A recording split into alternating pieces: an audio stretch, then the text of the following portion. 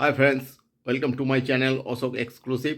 দেখো, আজকে আমার একটা নতুন ব্লগ শুরু করছি, আর এই ব্লগটা সবার খুব ভালো লাগবে, কারণ আমি আজকে কলকাতা বইমেলায় যাব। এবছর কলকাতা বইমেলা 49 বছরে পদার্পণ করলো। সেই কলকাতা বইমেলায় আমি আজকে যাব। প্রতি বছরের মতো এবছরও আমার বই কলকাতা বইমেলায় বিক্রি হচ্ছে। এটা খুব আমার কাছে একটা আনন্দের বিষয়, ভালো লাগার একটা জায়গা। যাই হোক, সেটা অন্য কথা। আজকে চলো সোজাসুজি তোমাদের কলকাতা বইমেলায় নিয়ে যাই। আর প্রথমে বলে রাখি, যারা কলকাতা বইমেলায় যেতে চাও তারা খুব সহজেই কলকাতা বইমেলায় কিন্তু পৌঁছতে পারো। করুণাময়ী বাসে অথবা করুণাময়ী ইস্ট ওয়েস্ট মেট্রোয় চেপে যে কোনোভাবেই তোমরা করুণাময়ী স্টেশনে নামবে। নেবে একদম স্টেশনে নেবেই যে বইমেলা প্রাঙ্গণ, সেখানেই হচ্ছে বইমেলা, কলকাতা আন্তর্জাতিক বইমেলা। এই মেলাটি পৃথিবীর মধ্যে শোনা যায় নাকি সবথেকে বড় মেলা। সুতরাং এর একটা আলাদা গরিমা আছে, আলাদা মাহাত্ম্য আছে, আর প্রচুর ভিড় হয়। চলো এই বইমেলায় সোজা চলে যাই। করুণাময়ী মেট্রো স্টেশনের ওপর থেকে তোমাদের বইমেলা প্রাঙ্গণটা একটু দেখাচ্ছি। এখন বিকালবেলা, মানে 4:30 বাজে এখন। এই সময় মেলা প্রাঙ্গণটা তোমরা দেখো। দেখো, কাতারে কাতারে লোক মেট্রো স্টেশন থেকে নেমে বইমেলার দিকে যাচ্ছে। এরা কিন্তু সবাই বইপ্রেমী, বই মেলার দিকেই কিন্তু এরা সবাই যাচ্ছে।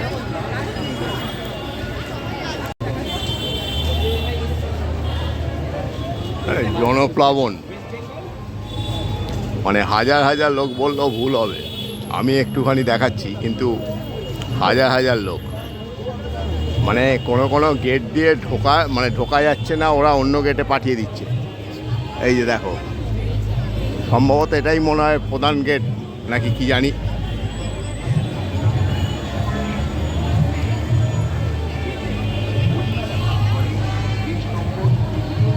আমরা প্রবেশ করছি 49 বছরে কলকাতা আন্তর্জাতিক বইমেলা। আমি আর আমার বন্ধু সুরজিৎ দা দুজনে মিলে আজকে মানে কলকাতা বইমেলায় এসেছি। এটা 49তম বর্ষ। তোমাদের বলে রাখি, এই কলকাতা বইমেলা পৃথিবীর মধ্যে সবথেকে বৃহৎ বইমেলা। এর শ্রীবৃদ্ধি দিন দিন বৃদ্ধি পাচ্ছে, আর আমরা যেখানে যাই একসাথে যাই। দেখে নাও, তিনি একজন বিশেষ গুণী ব্যক্তি। হ্যাঁ, এনার গোপটা দেখে সারা পৃথিবীর লোক চেনে ওনাকে। যাই হোক, চলো।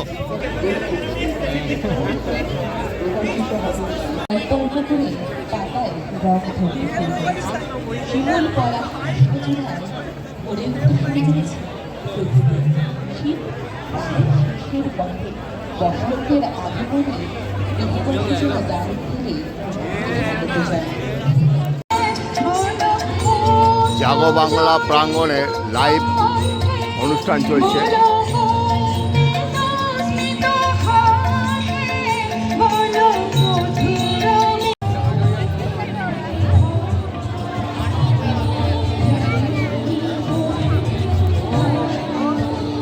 ওয়েস্ট বেঙ্গল প্যাভিলিয়ন, পশ্চিমবঙ্গ মণ্ডপ।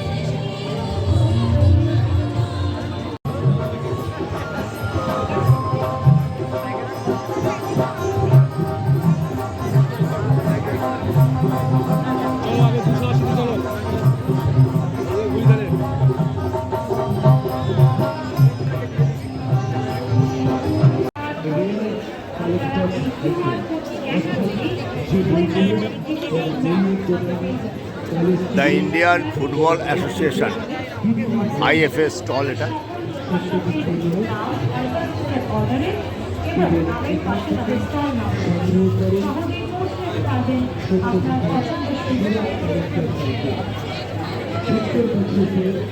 যেদিকেই তাকাচ্ছি লাখো লাখো লোক।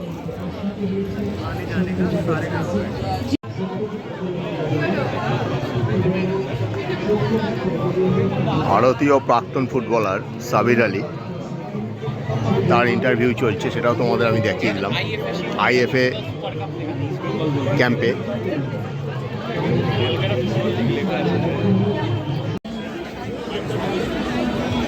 এটা কলকাতা বইমেলা অর্গানাইজড করে যে গিল্ড, সেই গিল্ড হাউসের অফিস এটা। দেখো,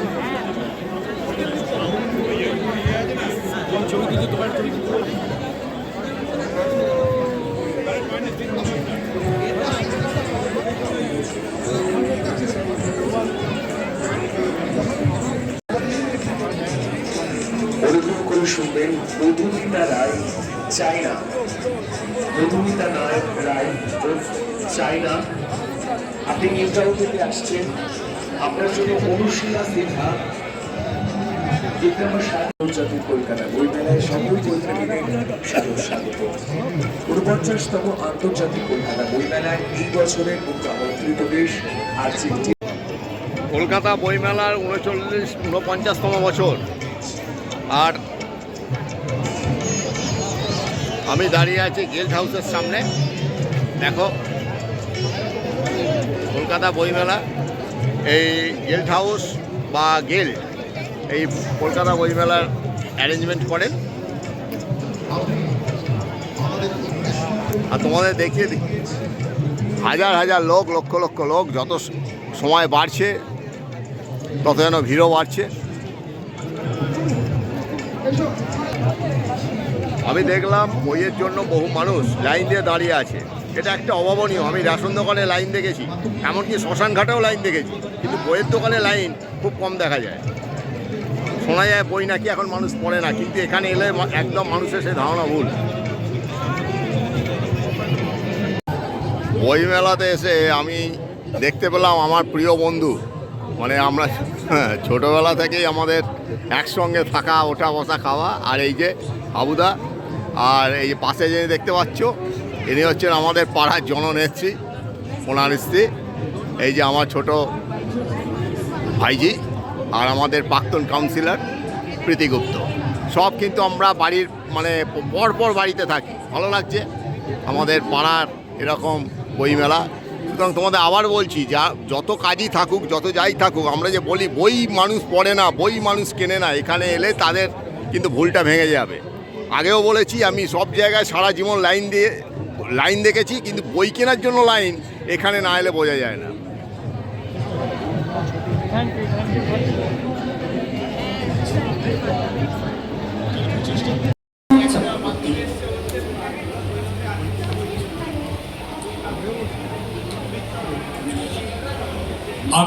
এবার তোমাদের দেখাচ্ছি এখানকার যে অডিটোরিয়ামটা, এই অডিটোরিয়ামে মূল অনুষ্ঠানটা হয়ে থাকে বইমেলা।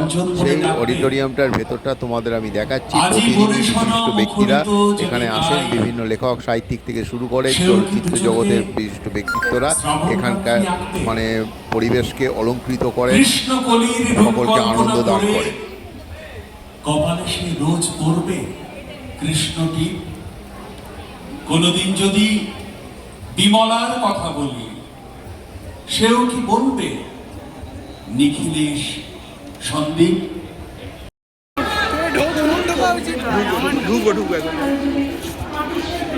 এই মেঘবালা ব্রডব্যান্ড, মেঘবালা ব্রডব্যান্ড।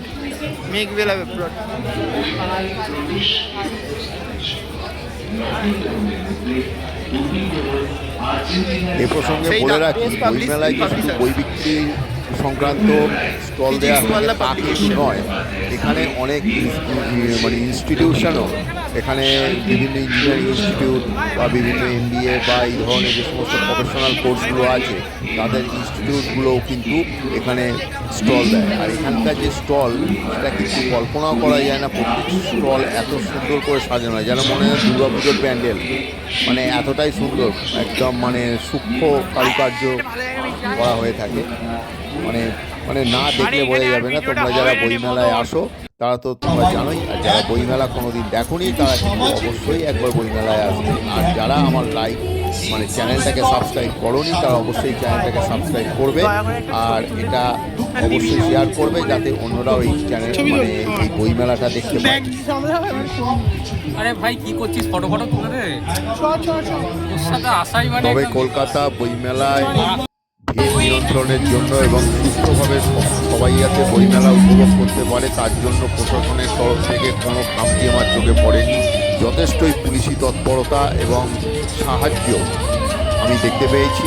আর একটা কথা, এখানে কিন্তু দমকলের একটা অফিস অবশ্যই ছিল এবং পুলিশের যে বড় একটা ক্যাম্প করেছিল সেটাও ছিল। আর পুলিশের তরফ থেকে, কলকাতা পুলিশের তরফ থেকে একটা মানে স্টল করা হয়েছিল, যেখানে পুলিশের বিভিন্ন ওয়েপন, বিভিন্ন সামরিক অস্ত্রশস্ত্র যেগুলো তারা ব্যবহার করে, বিভিন্ন মানে যন্ত্রপাতি, মানে যে সমস্ত যন্ত্রপাতির সাহায্যে টেলিফোন ট্যাপিং করা হয় বা এই সমস্ত আর কি, সব কিছু কিন্তু ওখানে সুন্দরভাবে প্রদর্শন করা আছে।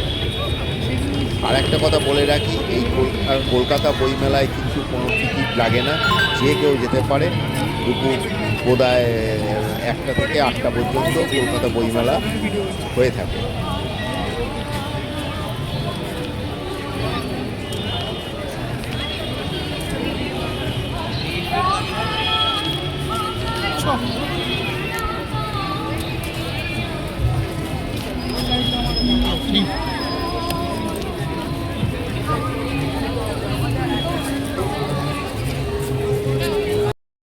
ধন্যবাদ জ্ঞাপন করি আমাদের official banker state bank of India, official ইন্স্যুরার HDFC আর্গো GIC limited এবং গ্রিন পার্টনার ন্যাশনাল জুট কোর্টকে, আন্তর্জাতিক কলকাতা বইমেলার হেলথ পার্টনার ফিয়ারলেস হসপিটাল ও রিসার্চ সেন্টার। তা বন্ধুরা, তোমরা দেখলে যে কলকাতা বইমেলায় কতটা ভিড়, কতটা কি সব তোমাদের দেখালাম, কিন্তু যেটা দেখালাম খুবই অল্প। এখানে 1,500-এর বেশি স্টল হয়, 20খানা আন্তর্জাতিক দেশ এবারে অংশগ্রহণ করেছে। এবারের মানে ফোকাস কান্ট্রি হচ্ছে আর্জেন্টিনা। সুতরাং তোমরা বুঝতেই পারছো যে কত বড় হতে পারে মেলাটা, কিন্তু আমি সেভাবে দেখাতে পারিনি।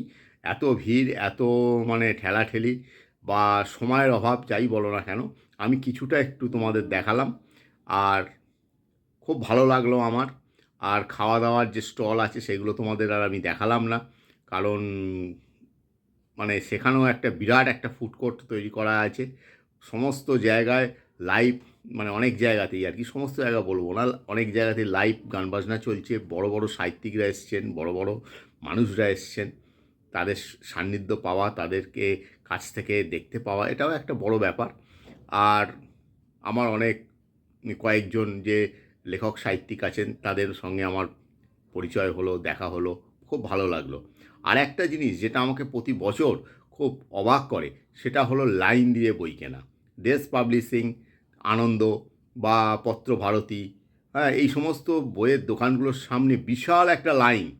ছোটোবেলা আমরা যেমন দেখেছি কেরোসিন তেলের লাইন, রেশনের লাইন, বা ভোট দেওয়ার যে লাইন, এরকম বড় বড় লাইন, কিন্তু সব দাঁড়িয়ে আছে মানুষ। এরা কিন্তু শখে দাঁড়িয়ে নেই, এরা কিন্তু সবাই বই কিনবে, বই দেখবে, ইত্যাদি ইত্যাদি। যাই হোক, তোমরা সবাই ভালো থেকো, সুস্থ থাকো, বই পড়ো, বই কেনো, বই উপহার দাও, আর বইকে জীবনের সঙ্গী করো। আজকে এই পর্যন্তই। Bye bye.